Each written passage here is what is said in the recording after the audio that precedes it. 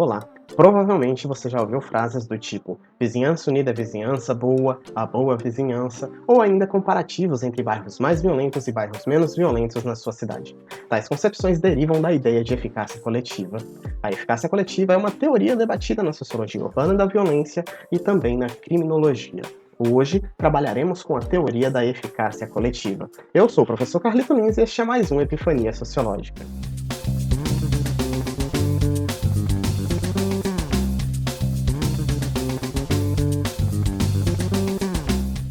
Robert Sampson, Stephen Hodenbush e Felton Welles, na década de 90, realizaram uma pesquisa nos Estados Unidos que resultou a teoria da eficácia coletiva. Em resumo, a teoria da eficácia coletiva observa a coesão social da vizinhança em contraste às taxas de violência e criminalidade da região. Mas, sem mais delongas, vamos lá para a teoria.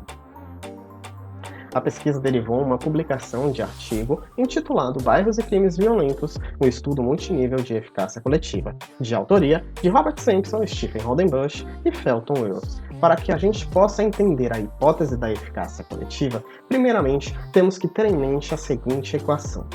A coesão social de determinada vizinhança, quando somada a valores comuns entre os indivíduos que habitam essa determinada vizinhança, resultam numa eficácia coletiva, ou seja, na redução da violência e nas taxas de criminalidade desta determinada região.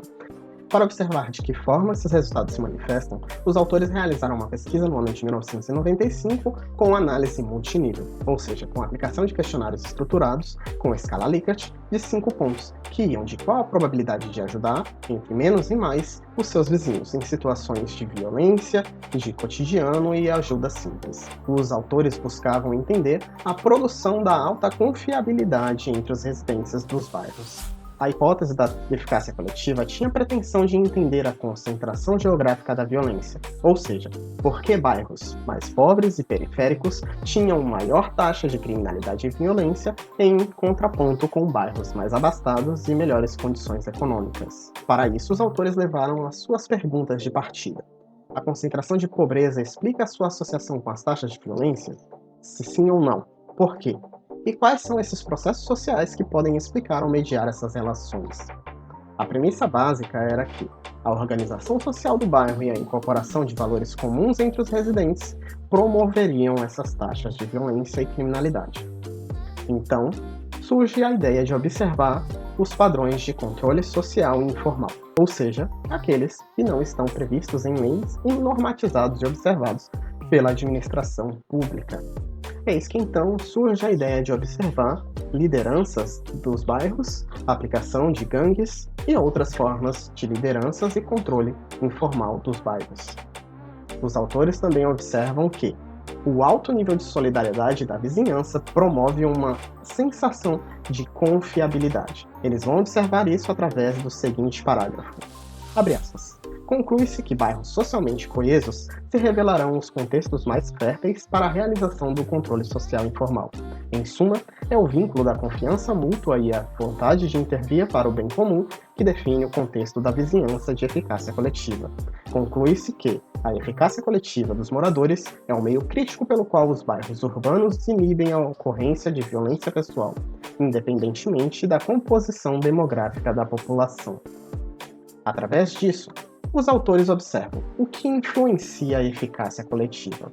O primeiro dado se manifesta através dos contextos estruturais, ou seja, quando há uma ausência ou negligência do Estado em determinadas áreas periféricas, isso pode ocasionar uma concentração de pobreza e ainda numa maior taxa de violência e criminalidade em determinadas regiões.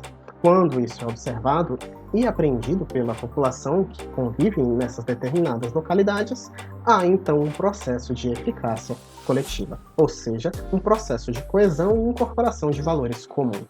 Quando há esse processo de coesão e incorporação de valores comuns, os atores sociais, ou seja, a vizinhança, vão promover laços sociais mais longevos e mais duradouros, e com isso vão exercer funções de administração da saúde pública, ou seja, na limpeza do bairro ou ainda na contenção da violência, não permitindo taxas de criminalidade e auxiliando as pessoas que ali residem para evitar que ações violentas aconteçam e se manifestem com frequência nessas determinadas localidades, né? Outro fator que impulsiona ou que pode influenciar a eficácia coletiva, na perspectiva dos autores, é a estratificação. E essas estratificações estão nos níveis sociais, étnico-raciais, econômicos, entre outros. Para observarmos isso, os autores nos dizem, abre aspas, portanto, testamos a hipótese de que a desvantagem concentrada diminui e a estabilidade residencial aumenta a eficácia coletiva. Por sua vez, avaliamos se a eficácia coletiva explica a associação da desvantagem do bairro e da instabilidade residencial com os índices de violência intrapessoal. É nossa hipótese que a eficácia coletiva medeia uma parte substancial dos efeitos da estratificação da vizinhança. Ou seja, a eficácia social tem a ideia de mediar os índices de estratificação e diferença social que a própria sociedade e Estado promovem. Ao final da discussão, os autores observam que a estabilidade residencial explica 70% da variação da vizinhança na eficácia coletiva, e que a organização social do bairro influencia diretamente na variação da eficácia coletiva. Ou seja, quanto mais tempo os residentes permanecem em residência fixa, sem a movimentação de novos moradores numa determinada localidade, isso pode implicar numa menor taxa de violência e criminalidade. Quanto maior a mobilidade de vizinhança, maior pode ser a taxa de variação na criminalidade e violência dessas determinadas regiões. Os autores também atentam que os indicadores de controle social informal foram inferidos através de pesquisas informantes e não observados em loco, ou seja, numa observação de campo, podendo haver variações sobre essas pesquisas. Já ao final, os autores reconhecem a importância da eficácia coletiva aplicada na vizinhança, principalmente em áreas periféricas, pois a eficácia coletiva tem a ideia de remediação das desigualdades sociais, mas que não tem a ideia de correção das desigualdades sociais, levando em consideração maior aplicação do Estado no que diz respeito às políticas públicas. A teoria da eficácia coletiva é uma teoria amplamente discutida nas ciências sociais, em especial na sociologia urbana e da violência e na criminologia, levando esta a ser debatida em políticas da própria segurança pública aplicadas aqui no Brasil. Você já ouviu falar sobre essa teoria?